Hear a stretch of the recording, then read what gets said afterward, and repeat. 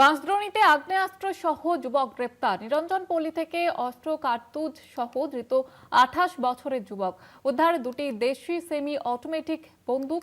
বেআইনি অস্ত্র রাখার অভিযোগে গ্রেপ্তার সত্যব্রত বসু রায়। আপনাদের জানিয়ে রাখবো, বাঁশদ্রোণীতে আগ্নেয়াস্ত্র সহ গ্রেপ্তার যুবক। নিরঞ্জনপল্লী থেকে অস্ত্র কার্তুজ সহ ধৃত 28 বছরের যুবক। ইতিমধ্যেই তদন্ত শুরু করেছে পুলিশ। উদ্ধার দুটি দেশি সেমি অটোমেটিক বন্দুক। বেআইনি অস্ত্র রাখার অভিযোগে গ্রেপ্তার সত্যব্রত বসু রায়। ইতিমধ্যেই তদন্ত শুরু করেছে পুলিশ। বাঁশদ্রোণীতে আগ্নেয়াস্ত্র সহ গ্রেপ্তার যুবক। ইতিমধ্যেই পুলিশ এই ঘটনার তদন্ত শুরু করেছে।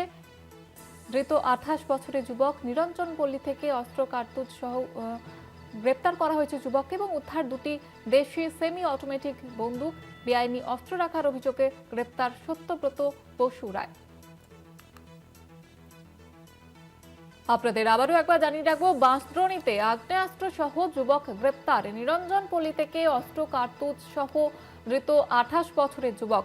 আমাদের প্রতিনিধি রিয়া মাঝি রয়েছেন আমাদের সঙ্গে টেলিফোন লাইনে। রিয়া, ঠিক কি জানা যাচ্ছে পুলিশ সূত্রে? তোমাকে জানিয়ে রাখবো যে বাঁশদ্রোণী থেকে এক যুবককে গ্রেফতার করা হয়েছে।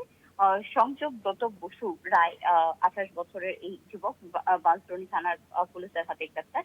ভিতর কাছ থেকে উদ্ধার হয়েছে দুটি দেশীয় তৈরি দুটি আগ্নেয়াস্ত্র তার কাছ থেকে উদ্ধার হয়েছে এবং 4 রাউন্ড কার্তুজ উদ্ধার হয়েছে।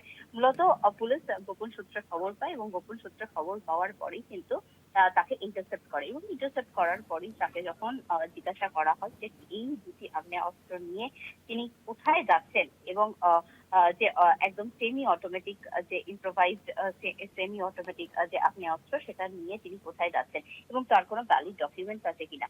তিনি কোনো রকম ভ্যালিড ডকুমেন্ট বা কোনো রকম কোনো তথ্য বা কোনো ডকুমেন্ট তিনি দিতে পারেনি, কোনো সদুত্তর দিতে পারেনি এবং তারপরেই কিন্তু এই যুবক যে কিনা 28 বছর বয়স, এই যুবককে গ্রেফতার করেছে পুলিশ এবং তার থেকে জানার চেষ্টা করা হচ্ছে, তাকে আজ কোর্টে প্রডিউস করা হবে। আর্মস অ্যাক্ট তাকে দেওয়া হয়েছে এবং কোর্টে প্রডিউস করে নিজেদের হেফাজতে নিয়ে পুলিশ জানতে চাইবে যে কোথায় নিয়ে যাওয়া হচ্ছিল, কোথা থেকে আনা হচ্ছিল বা কোথাও নিয়ে যাওয়া হচ্ছিল, কোনো হ্যান্ড ওভারের বিষয় ছিল কিনা কারোর হাতে, এই পুরো বিষয় কিন্তু জানার চেষ্টা করবে পুলিশ। ধন্যবাদ জানাবো রিয়া।